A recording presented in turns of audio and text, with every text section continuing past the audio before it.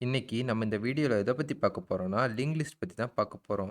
Link லிஸ்ட்னா என்னன்னா, அதோட data எல்லாமே நான் கன்டினியூயஸ் மேனர்ல ஸ்டோர் ஆயிருக்கும்.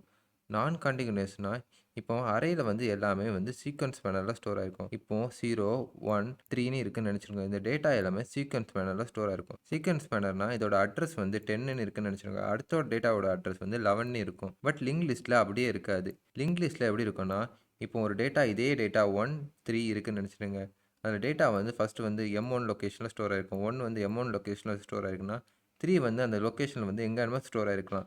சீக்வென்ஸா நெக்ஸ்ட் தான் பிரசன்ட் ஆயிருக்குன்னு அர்த்தம் கிடையாது. லிங்க் லிஸ்ட் வந்து டைனமிக்கா மெமரி அலோகேட் பண்றதுனால, நம்ம வந்து நெறைய கண்டிஷன் வந்து லிங்க் லிஸ்ட் யூஸ் பண்ணுவோம். லிங்க் லிஸ்ட் வந்து 3 டைப்ஸா இருக்கு. Singular link list, double link list, circular link list.